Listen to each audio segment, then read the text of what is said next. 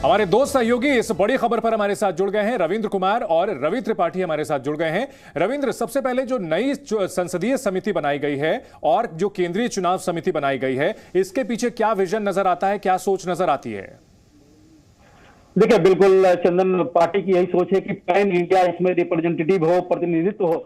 इसलिए अगर देखा जाए तो बीएस येदियुरप्पा कर्नाटक से आते हैं और के लक्ष्मण ये भी आंध्रा और तेलंगाना से आते हैं, तो साउथ के इसमें रिप्रेजेंटेटिव दिया गया है। और इकबाल सिंह लालपुरा सिख समुदाय से आते हैं। सुधा यादव, जिनके पति कारगिल युद्ध में शहीद हुए थे, महिला को रिप्रेजेंट कर रही हैं।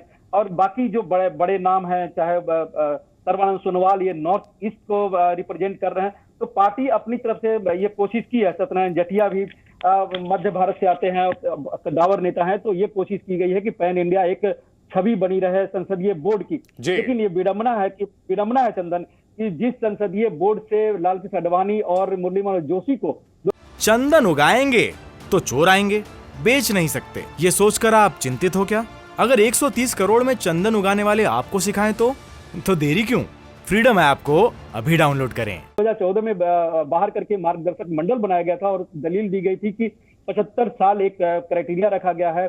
और लेकिन बीएस येदियुरप्पा की उम्र 75 साल से ऊपर हो गई है, लेकिन उनको रखा गया है। बहरहाल पॉजिटिव साइड यही कर सकते हैं कि कद्दावर नेताओं बीएस येदियुरप्पा को लाया गया है। सर्बानंद सोनोवाल भी नॉर्थ ईस्ट के एक बड़े नेता हैं। ये दो ऐसे नाम हैं जो कह सकते हैं कि कुछ हद तक जो संसदीय बोर्ड की छवि होती है वो इसमें बरकरार। रवि, दो अहम नाम जो कि संसदीय समिति में नहीं है, वो है नितिन गडकरी और शिवराज सिंह चौहान। इन दोनों नेताओं को संसदीय समिति से बाहर करने और गडकरी को जिस तरह से जो चुनाव समिति है उसमें भी नहीं रखा गया है, इसके पीछे क्या वजह दिखती है?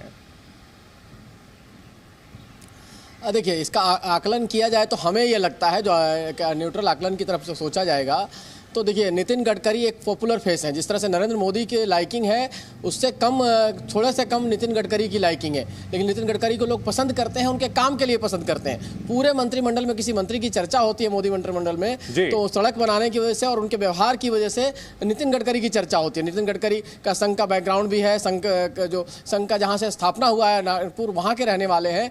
लेकिन कहीं ना कहीं वो एक चुनौती बन सकते हैं। उनको लगता है कि इनका नाम, आप ध्यान कीजिए कि 2019 के चुनाव में ऐसा माना जा रहा था कि अगर कहीं सीटें कम होती है तो नितिन गडकरी प्रधानमंत्री बन सकते हैं। ये नाम उछाला गया था। शिवराज सिंह चौहान, जो कि ओबीसी समाज से आते हैं और लंबे समय तक मुख्यमंत्री रहे हैं, तो ये दोनों नेता कहीं ना कहीं एक भविष्य में चुनौती बन सकते हैं, ऐसा लगता है। इस वजह से इनको किनारे लगाया गया है। लालकृष्ण आडवाणी, मुरली मनोहर जोशी उस समय सीनियर लीडर थे, वो चुनौती नहीं थे, लेकिन पार्टी में कम से कम वो चुनौती बन सकते थे, इसलिए पार्टी से वो साइड हुए। इनको सरकार से और बाकी से में चुनौती लगता है आने वाले समय में, तो एक ओबीसी के नेता के तौर पर और एक पॉपुलर नेता के तौर पर, इसलिए दोनों को साइडलाइन किया गया।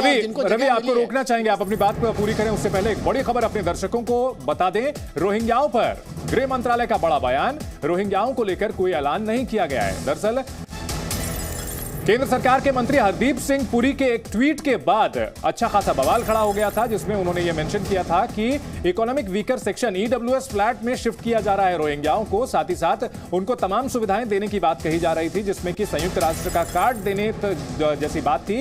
इन सब को लेकर के विवाद बढ़ा और केंद्र सरकार पर सवाल खड़े किए गए। तो अब गृह मंत्रालय की ओर से ऐलान किया गया है कि रोहिंग्याओं को लेकर किसी घोषणा की बात नहीं की गई है। और जो मंत्री ने ट्वीट किया है हरदीप सिंह पुरी ने, वो ट्वीट गलत है। इस वक्त की बड़ी खबर आपको बता दें, रोहिंग्याओं को लेकर कोई ऐलान नहीं किया गया है, गृह मंत्रालय की सफाई आई है। दरअसल केंद्र सरकार पर सवाल खड़े हो रहे थे कि रोहिंग्याओं को देश से भगाने की बात प्रधानमंत्री नरेंद्र मोदी, गृह मंत्री अमित शाह लगातार करते रहे हैं कि जो घुसपैठिए भारत में हैं उन्हें बाहर किया जाएगा, चुनावी मुद्दा भी बनाते रहे हैं। और ऐसे में रोहिंग्याओं को फ्लैट देने का जो मामला था, इकोनॉमिक वीकर सेक्शन वाले फ्लैट, उस पर खासा बवाल खड़ा हो गया था, सरकार घिरी हुई थी और इस पर अब सफाई आई है। रविंद्र हमारे साथ बने हुए हैं इस बड़ी खबर पर। रविंद्र, गृह मंत्रालय की सफाई, बड़ा सवाल यह है कि क्या मंत्री का जो ट्वीट है उसके पीछे कोई आधार नहीं था, उन्होंने हवा में ट्वीट कर दिया था? बिल्कुल, आप देखिए कि हरदीप सिंह पुरी न तो विदेश मंत्री हैं और न ही गृह मंत्री हैं, लेकिन उन्होंने ट्वीट किया रोहिंग्याओं को लेकर। वो यूडी मिनिस्टर हैं और जो ईडब्ल्यूएस फ्लैट हो या उनको कोई सुविधा हो, वो यूडी मिनिस्टर के तौर पर जब सरकार कोई फैसला करे तब कर सकते हैं। लेकिन उन्होंने ट्वीट कर दिया और तमाम तरह की दलीलें दी कि जो केंद्र सरकार पर आरोप लगाते हैं कि ह्यूमन राइट का वायलेशन किया करती है सरकार, उसको एक तरह से उन्होंने आड़े हाथों लिया था। लेकिन बिना सरकार के कहा जाए कि कोई फैसले के उन्होंने ट्वीट कर दिया था। जिस तरह से एमएचए का ऐलान आया है कि रोहिंग्या को लेकर कोई ऐलान नहीं हुआ। आप देखें कि सीएए या फिर दूसरे जो फैसले हुए थे संसद में, उस समय भी गृह मंत्री अमित शाह का जो बयान आया था संसद में, उन्होंने कहा था कि रोहिंग्याओं को चुन चुन कर हम बाहर करेंगे, अवैध घुसपैठियों को बाहर किया जाएगा। और सीएए में कहा कि जो पाकिस्तान और दूसरे राज्यों देशों से जो हिंदू या दूसरे रिफ्यूजी हैं, गैर मुस्लिम, उनको हम पनाह देंगे, उनको नागरिकता देंगे। लेकिन सवाल यही उठ रहे थे कि सालों से जो हिंदू आए हुए हैं पाकिस्तान से, जो दिल्ली में रह रहे हैं, वो बड़ी बुरी हालत में रह रहे हैं। और आप रोहिंग्या जो घुसपैठी हैं, 40,000 से ज्यादा रोहिंग्या यहाँ पर आए हुए हैं, उनको आप फ्लैट दे रहे हैं। तो इस पर विवाद हुआ और उसके बाद एमएचए ने इस तरह की सफाई दी कि सरकार पूरी सफाई हम सुना देते हैं अपने दर्शकों को। इसमें यह कहा गया है गृह मंत्रालय की तरफ से कि जो इलीगल फॉरेनर्स है, यानी जो अवैध घुसपैठिए हैं, उन्हें डिटेंशन सेंटर में रखा जाएगा जब तक कानून के मुताबिक उन्हें डिपोर्ट नहीं किया जाता है। और दिल्ली सरकार ने और अब तक किसी तरह से डिटेंशन सेंटर की जानकारी नहीं दी है और इस बारे में ऐसा करने के लिए उन्हें निर्देश दिया गया है। साथ ही साथ गवर्नमेंट ऑफ दिल्ली यानी दिल्ली सरकार ने रोहिंग्याओं को नई लोकेशन पर शिफ्ट करने की बात कही थी और केंद्रीय गृह मंत्रालय ने कहा है कि रोहिंग्या जो अवैध घुसपैठिए हैं वो उन्हीं जगहों पर रहें जहां पर अभी हैं और डिपोर्टेशन का जो मामला है, उन्हें यानी अपने देश वापस भेजने का जो मामला है, उसको लेकर विदेश मंत्रालय से बातचीत हो रही है। और इस मामले में जो न्यूज रिपोर्ट चल रही है उस रोहिंग्या अवैध घुसपैठियों को लेकर गृह मंत्रालय की तरफ से सफाई आई है कि इस मामले में कोई ईडब्ल्यूएस फ्लैट रोहिंग्या अवैध घुसपैठियों को दिल्ली के बकरवाला में देने के निर्देश नहीं दिए गए हैं। लंबी चौड़ी सफाई दी गई है रविंद्र। जाहिर सी बात है सरकार को यह पता था कि यह मुद्दा बुरी तरह से बैकफायर करेगा। बिल्कुल, देखिए बिल्कुल आप कह सकते हैं कि हरदीप सिंह पुरी बीजेपी के संगठन के नहीं है, सरकार में है, काफी वरिष्ठ मंत्री हैं, कई पदों पर हैं, कई मंत्रालयों के इंचार्ज हैं। लेकिन ये पॉलिटिकल डिसीजन होता है और बीजेपी सालों से करेगी जो अवैध घुसपैठी हैं उनको बाहर करेंगे। पहले बांग्लादेशी का नाम आता था और फिर रविंद्र, मनीष भी हमारे साथ इस खबर पर ज्यादा जानकारी के साथ जुड़ गए हैं। मनीष, क्या जानकारी है इस बारे में? मंत्री का ट्वीट और अब एमएचए की सफाई।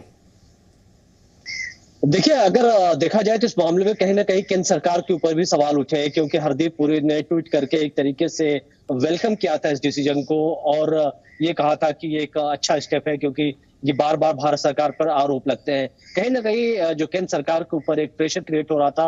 अगर आप अमित शाह को देखें, गृह मंत्री को देखें, तो शुरू से ही चाहे उनका स्टेटमेंट हो, चाहे एमएचए के जो फैसले हो, वो शुरू से उनका ये कहना है कि जो देश में लीगल घुसपैठिए हैं, चाहे बांग्लादेशी हैं या रोहिंग्या हैं, उन सभी के खिलाफ कार्रवाई की जा रही है। उनको उनके देश वापस भेजे जाने को लेकर के बिल्कुल एमएचए इसको लेकर के बिल्कुल क्लियर है।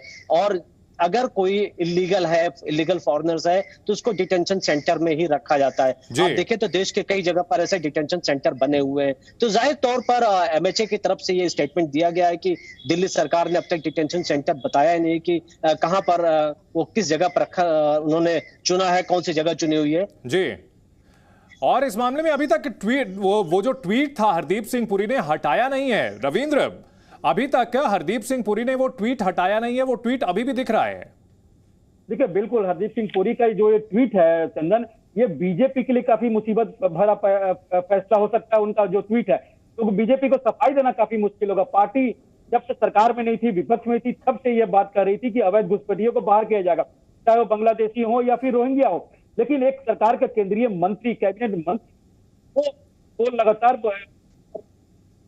क्या है, जबकि एमएचए का एक सफाई भी आ गया कि कोई प्रस्ताव नहीं है जी।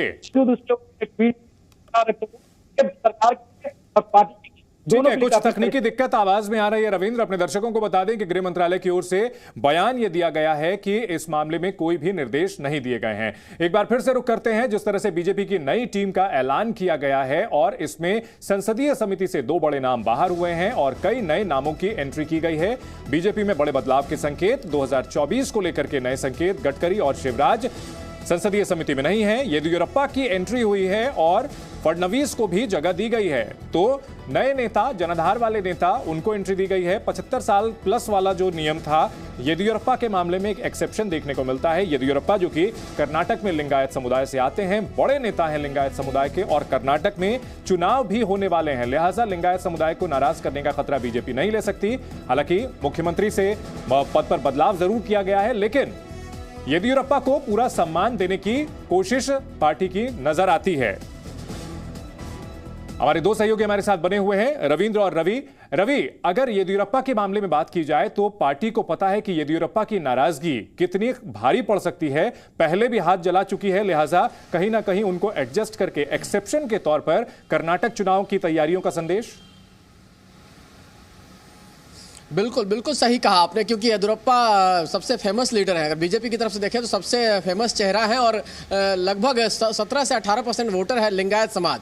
लिंगायत समाज का वोट मायने रखता है, जो बीजेपी को एक तरफा पड़ता है। अगर उनको लगता है कि कहीं लिंगायत समाज के साथ इंजस्टिस हुआ है, हालांकि मैंने कहा ना कि एक सेक्रीफाइस का भी इसमें फॉर्मूला है जी। उनको जब हटाने के लिए पार्टी की तरफ से कहा गया था तो लग रहा था कि वो हटेंगे नहीं येदियुरप्पा, लेकिन येदियुरप्पा को दिल्ली बुलाया गया, प्रधानमंत्री से मिले और वहां जाकर फिर वापस उन्होंने ऐलान किया कि वो मुख्यमंत्री पद पर नहीं रहेंगे। हालांकि वहां जो दूसरे सीएम बने हैं वो भी लिंगायत समाज के आते हैं और येदियुरप्पा के कहने पर बनाए गए हैं। लेकिन चूंकि लड़ाई इंपॉर्टेंट है और 2023 में मई में चुनाव होना है, लिंगायत समाज का वोट चाहिए और येदियुरप्पा को नाराज नहीं करना है, इस वजह से येदियुरप्पा को शामिल किया और उन्होंने पार्टी के लिए काम भी किया और सेक्रीफाइस भी किया एक तरह से कहा जाए, और पार्टी को चुनौती भी दी समय समय पे।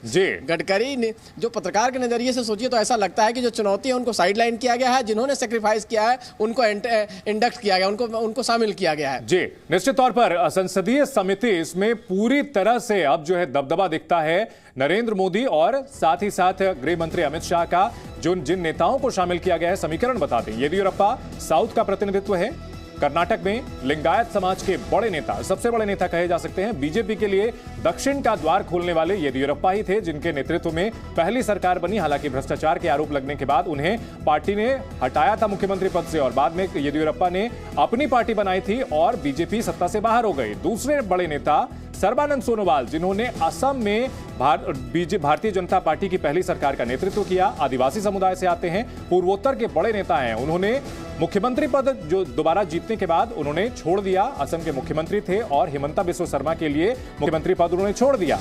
तीसरा नया नाम इकबाल सिंह लालपुरा, सिख समुदाय से आते हैं, सरप्राइज एंट्री इसे कहा जा सकता है, अल्पसंख्यक आयोग के अध्यक्ष, पंजाब में बीजेपी का बड़ा चेहरा है। तो एक तरह से देखा जाए तो पैन इंडिया रिप्रेजेंटेशन देने की कोशिश इसमें नजर आती है। सुधा यादव शहीद डिप्टी कमांडेंट की पत्नी है, पिछड़े वर्ग का प्रतिनिधित्व, ओबीसी में आता है यादव समुदाय, महेंद्रगढ़ से सांसद रही हैं, उन्हें भी एंट्री दी गई है। एक और नाम सत्यनारायण जटिया, अगर इनकी बात की जाए तो अनुसूचित जाति समाज पर इनकी अच्छी पकड़ है, केंद्र सरकार में मंत्री रह चुके हैं। सत्यनारायण जटिया जाना माना नाम रहे हैं, एमपी के बड़े बीजेपी नेता हैं।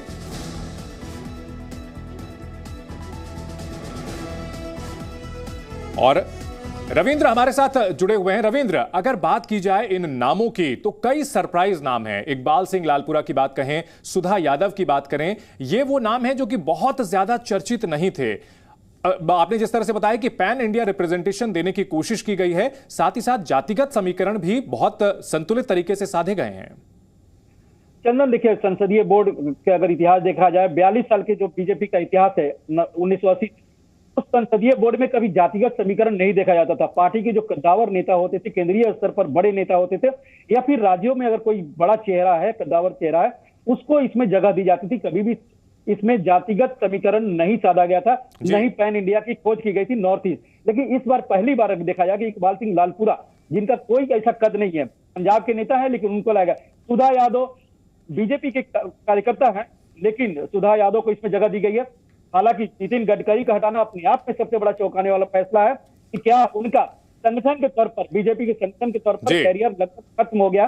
वो सांसद हैं, वो मंत्री हैं, लेकिन संगठन में जो एक चेहरा हो सकते थे उनको एक तरफ से हटाकर ये साबित कर दिया गया है कि नितिन गडकरी अब संगठन में नहीं हो सकते।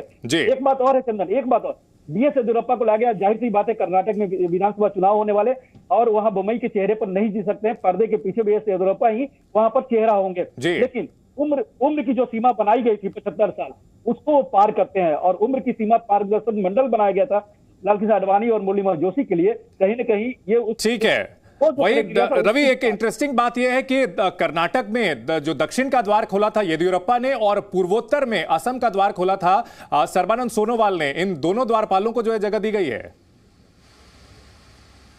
हाँ, बिल्कुल सही कहा आपने कि दोनों ने कहीं ना कहीं साउथ में बीजेपी को एंट्री दिलाई। येदियुरप्पा ने पहले मुख्यमंत्री बने वो बीजेपी के, हालांकि बीच में हटे, पार्टी अलग बनाई, फिर दोबारा आए। और बीजेपी को पता है कि येदियुरप्पा के बगैर जो है कर्नाटक में उनकी नैया पार नहीं हो सकती है जब तक येदियुरप्पा हैं। चाहे तो उन पर करप्शन के जितने चार्जेस हो, लेकिन उनके समुदाय के लोग उनके साथ खड़े हैं। बिल्कुल वैसे ही देखिए आदिवासी का जो मैसेज दिया जा रहा है, ट्राइबल राष्ट्रपति हैं। एक इंपॉर्टेंट चीज आपको बताना चाहूंगा कि बीजेपी ने इसमें एक मैसेज दिया है कि माइनॉरिटी का नाम के पर मुसलमान को जगह नहीं मिलेगी, माइनॉरिटी के नाम पर अब सिख को जगह मिलेगी।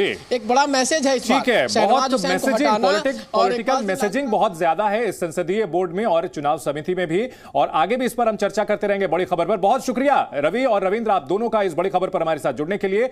चंदन उगाएंगे तो चोर आएंगे, बेच नहीं सकते, ये सोचकर आप चिंतित हो क्या? अगर 130 करोड़ में चंदन उगाने वाले आपको सिखाएं तो देरी क्यों? फ्रीडम ऐप को अभी डाउनलोड करें।